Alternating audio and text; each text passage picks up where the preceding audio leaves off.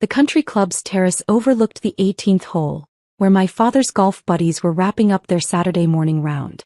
I'd been invited to this family brunch with the explicit understanding that I was there to meet potential connections, people who might help advance my stalled career, as my mother delicately put it.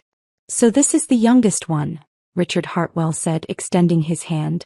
He was a senior partner at one of DC's most prestigious law firms. "Your father tells me you work for the government." "That's right," I confirmed, shaking his hand. "Which agency?" his wife Patricia asked, her smile polite but disinterested. "I work in the executive branch," I replied simply. "Executive branch," my father interjected quickly. "Nothing too exciting, I'm afraid. Mostly administrative work from what I understand. Emily has always been more interested in public service than actual career advancement." My older sister Jessica laughed, swirling her mimosa. She could have gone into corporate law like me, but no, she wanted to serve her country. "Very noble, very broke." "There's honor in government service," Patricia offered charitably. "Even if the pay is terrible." "What do you do exactly, Emily?" "Help process permits? Work in records." "Some boring government work," Dad explained before I could answer, his tone apologetic to his friends. "You know how it is with these federal positions. Lots of bureaucracy, not much responsibility." She's been there for 8 years now and still no real promotion to speak of. "Probably filing," Jessica added with a smirk. "Or maybe scheduling meetings for people who actually make decisions." I sipped my coffee, saying nothing. Richard leaned back in his chair. 8 years is a long time to be stuck at entry level, Emily. Have you thought about transitioning to the private sector? I'm sure with a government background, you could find something in compliance or regulatory affairs. The pay would certainly be better. "I'm comfortable where I am," I said. My mother sighed heavily. "That's Emily's problem. She's always comfortable. No ambition to climb higher. Her brother David is a lead surgeon at Johns Hopkins. Jessica here just made junior partner at her firm, and Emily, well, she's content with her government job."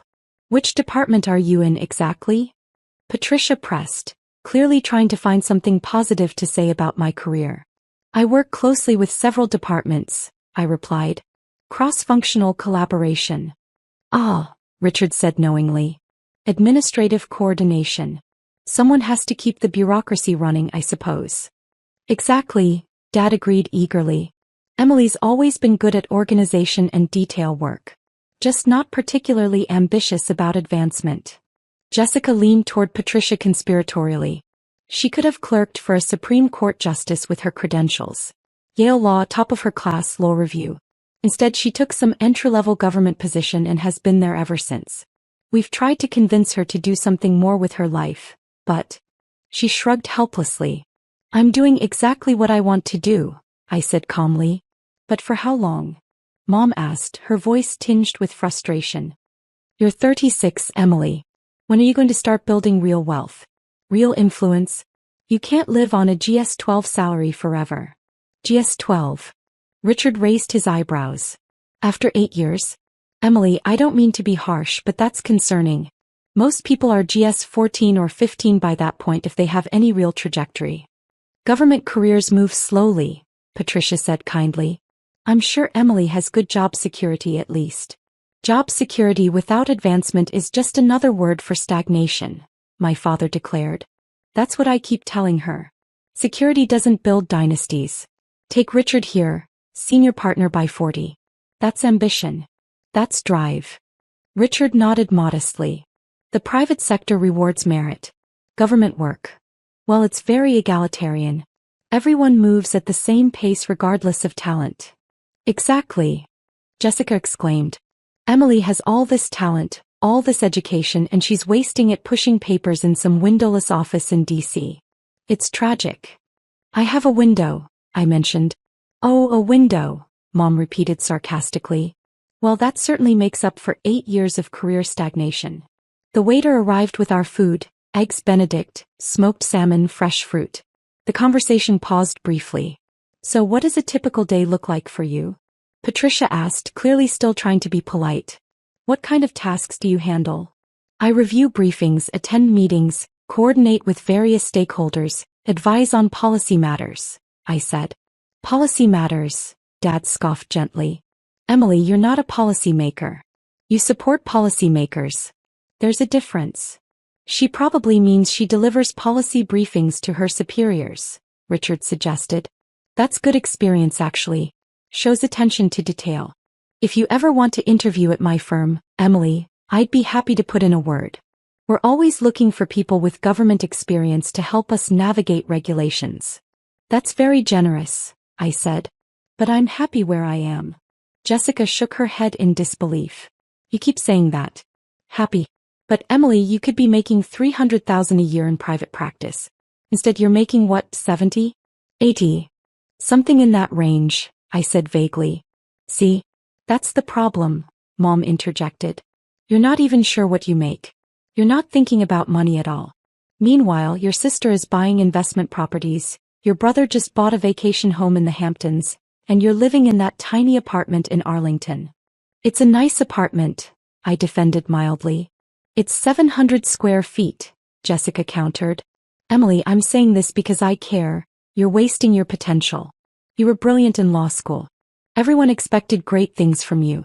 And now you're just maintaining. Not growing, not advancing, just existing in some mid-level government position that nobody's even heard of. Richard's phone buzzed. He glanced at it and his expression brightened. Speaking of government positions, I just got confirmation.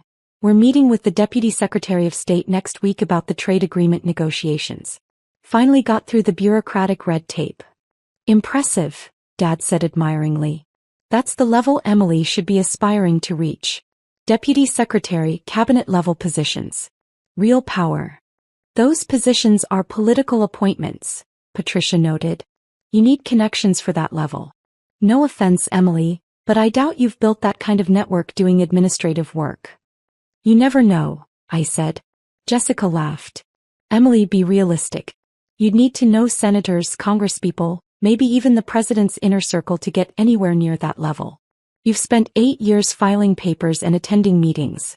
That doesn't build the kind of relationships that lead to real power. My phone vibrated in my purse. I glanced at it discreetly under the table.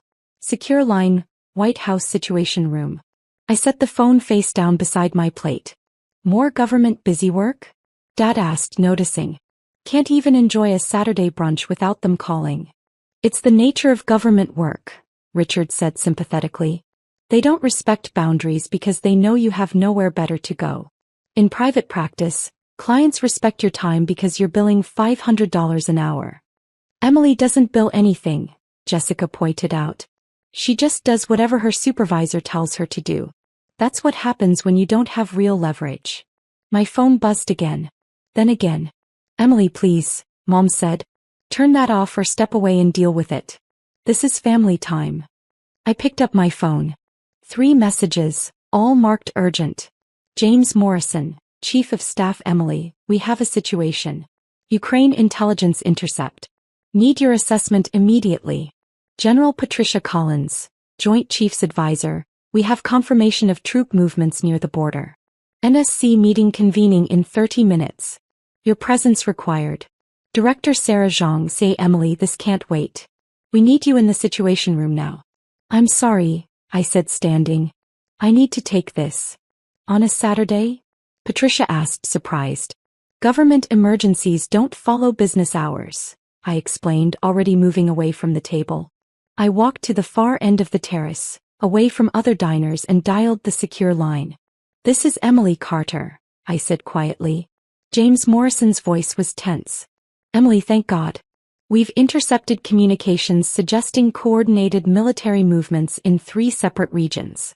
The President wants your analysis before we brief congressional leadership. How fast can you get to the White House? I'm in Great Falls, I said, checking my watch. 40 minutes with security clearance. We'll have a car to you in 5 minutes. Send your location. James, give me the basics now so I can start processing. Encrypted channels show unusual coordination between state actors in Eastern Europe and the Middle East. Patterns match the scenario you briefed us on 3 months ago, the one about coordinated pressure testing of NATO response times. I closed my eyes, running through the intelligence assessments I'd been monitoring. Have we confirmed satellite imagery? Being analyzed now. NGA is sending preliminary assessment to your secure device. Emily, if you're right about this coordination, it means we're looking at a deliberate test of alliance response capabilities, I finished. Not an immediate threat but a rehearsal. Give me 10 minutes to review the intercepts before the meeting. You've got it. Car is 2 minutes out. And Emily, the president specifically asked for you. Not the NSC, not state. You. I hung up and returned to the table, where my family and their friends were deep in conversation about someone's yacht purchase. All handled? Dad asked dismissively. Not quite, I said, gathering my purse. I need to leave. Leave. Mom looked offended. Emily, we're in the middle of brunch. Can't you just tell them you're busy? Unfortunately not, I replied. Jessica rolled her eyes. This is exactly what we're talking about. You have no leverage, no ability to set boundaries. They snap their fingers and you jump. That's not respect, Emily. That's exploitation. What could possibly be so urgent on a Saturday? Patricia asked. I really can't discuss it, I said. I apologize for cutting this short. Richard shook his head. Emily, take some advice from someone who's been in DC for 30 years. If you don't set boundaries, people will walk all over you. Tell them you're off duty. Make them respect your time. I appreciate the advice, I said politely. At least tell us who's calling you, Dad pressed. Your supervisor? Department head. Give us some context for why you're abandoning your family. Before I could answer, a black SUV with government plates pulled up to the country club's entrance. 2 Secret Service agents stepped out. Jessica noticed them. Who are they here for? One of the agents was walking purposefully toward the terrace, his earpiece visible, his eyes scanning until they landed on me. Miss Carter, he said, approaching our table. We're ready when you are, ma'am. The entire table went silent. Thank you, Agent Morrison, I said, standing. One moment. I turned to my family. I really do need to go. Enjoy the rest of your brunch. Wait, Richard said, his attorney instincts suddenly sharp. Secret Service? Why would they be picking you up for administrative government work? Emily, Mom's voice was uncertain now. What exactly is your position? I work in the executive branch, I repeated calmly. I really do need to go. There's a situation that requires my attention. Agent Morrison spoke into his wrist mic. Eagle's Nest. We have advisor. EA to White House, 35 minutes. Advisor.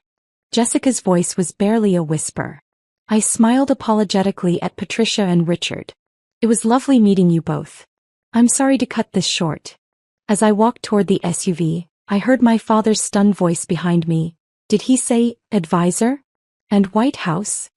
I climbed into the SUV and Agent Morrison closed the door behind me. Inside, a secure tablet was already waiting with encrypted briefing materials. I immediately began reading the intelligence assessments as we pulled away from the country club. The Ukraine situation was developing exactly as I'd predicted in my classified memo 3 months ago. 7 different intelligence sources confirmed coordination between actors who had no obvious reason to communicate. It was a test. A probe to see how quickly NATO could mobilize information and response. My secure phone rang. The screen showed, POTUS, direct line. Mr. President, I answered. Emily, James says you're 40 minutes out. I need your read on this before I brief the speaker. Is this what you warned us about? Sir. This matches the coordination pattern I identified in the spring. They're testing our response time and information sharing protocols.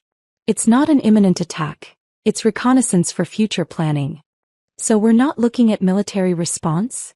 No, sir. We're looking at diplomatic signaling combined with enhanced monitoring. I recommend we demonstrate that we detected the coordination faster than they expected.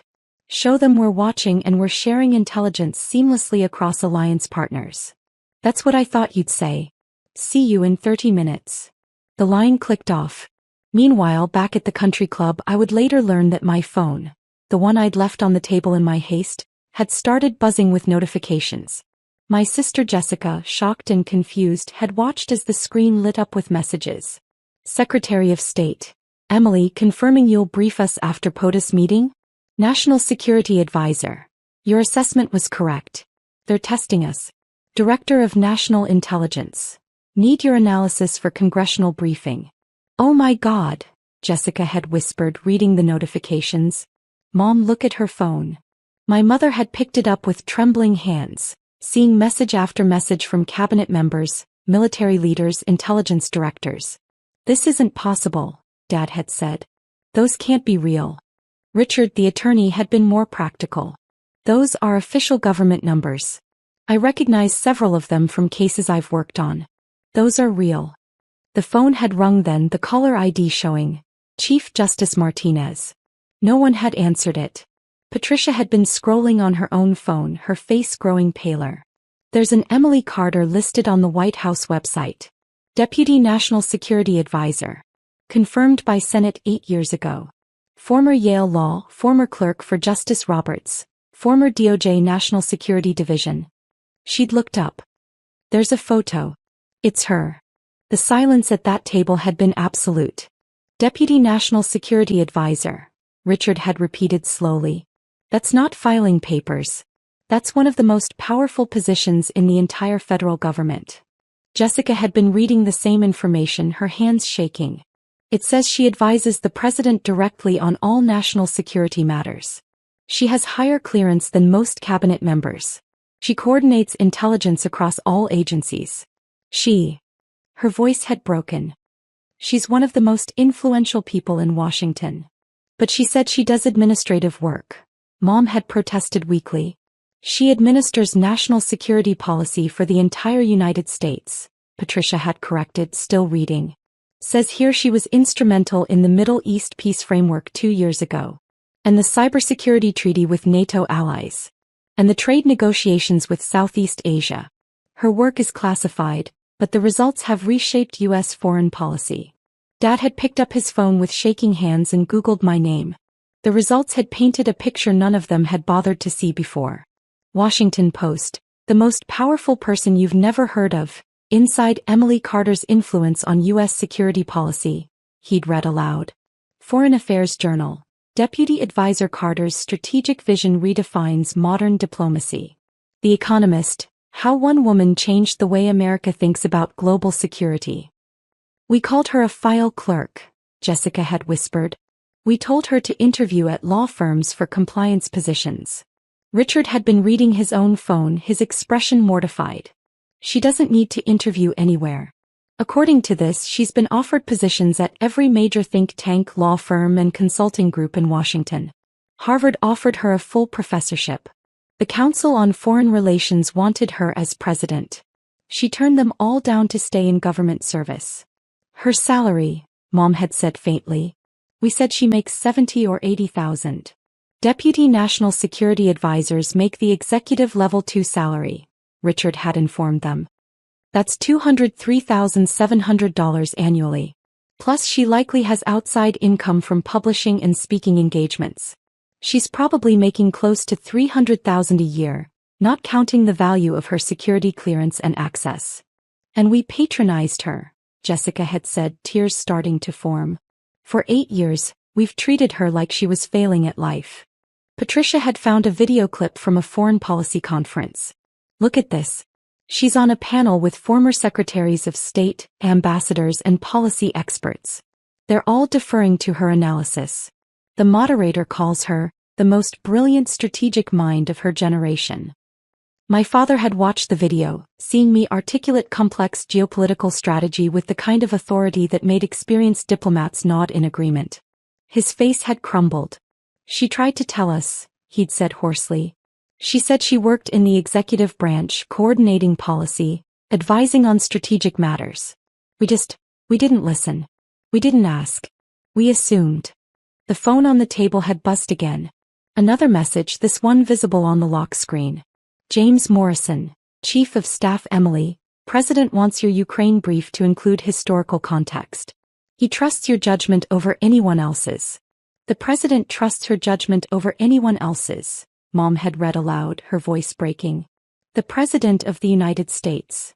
Back in the SUV, I was finishing my analysis of the intelligence reports when we pulled up to the White House. I was escorted directly to the Situation Room, where the National Security Council was already assembling. Emily, General Collins greeted me with relief. Thank God. We need your assessment before POTUS arrives. I moved to the head of the table, where analysts had displayed satellite imagery, communications intercepts, and troop movement data across multiple screens. This is a coordinated probe, I began, pointing to the timeline. 7 actors, 4 time zones, synchronized within a 90-minute window. They're not preparing an attack. They're measuring our detection and response capabilities. How do we respond? The Secretary of Defense asked. We don't, not militarily. We respond by demonstrating that we detected the coordination within 3 hours of initiation. We brief our NATO partners simultaneously, showing seamless intelligence sharing. We make it clear that whatever they learned about their own capabilities, we learned more about their coordination methods. Director Zhang nodded. Essentially, we turned their reconnaissance against them. Exactly. They wanted to learn about us.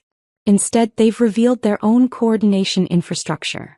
The president entered and everyone stood. He waved us down and looked directly at me. Emily, give it to me straight. Are we on the brink here?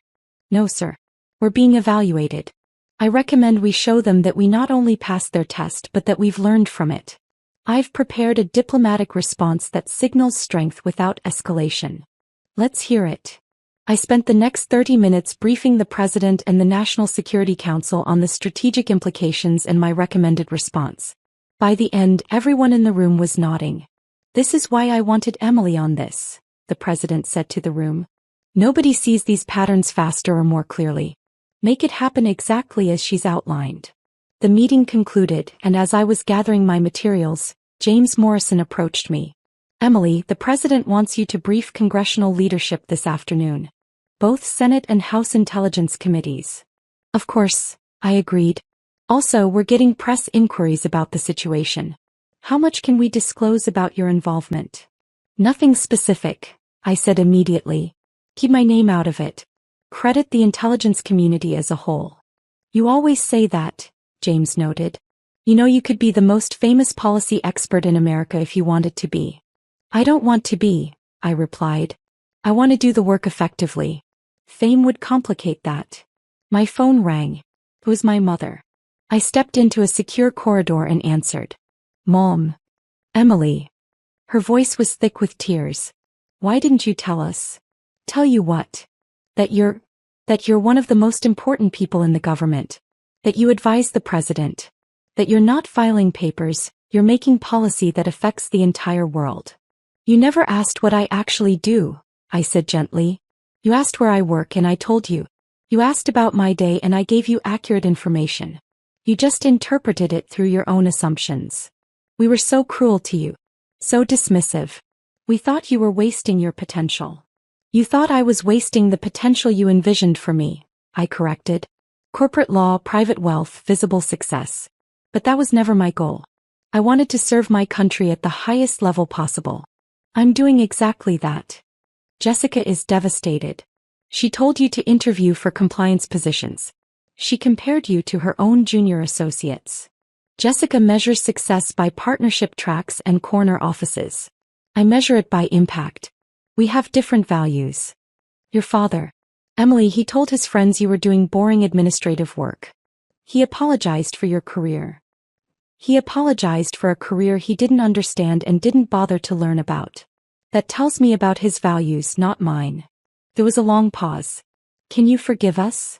There's nothing to forgive, Mom.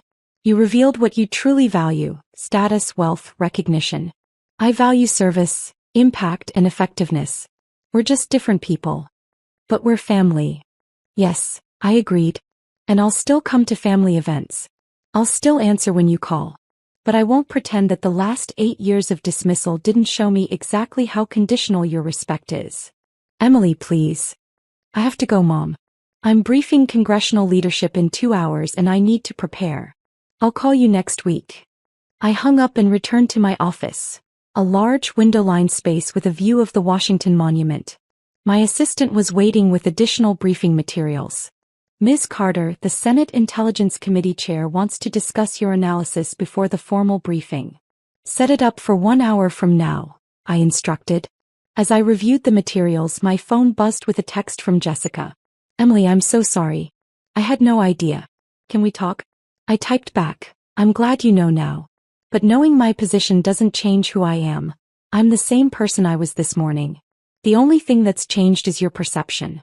Her response came immediately. That's not fair. We would have treated you differently if we'd known. I replied, exactly. And that's the problem. I set my phone aside and focused on preparing for the congressional briefing. This was what mattered. Ensuring that our nation's leadership understood the strategic implications of the morning's intelligence and could make informed decisions about our response. My family's belated recognition of my position was irrelevant to the work.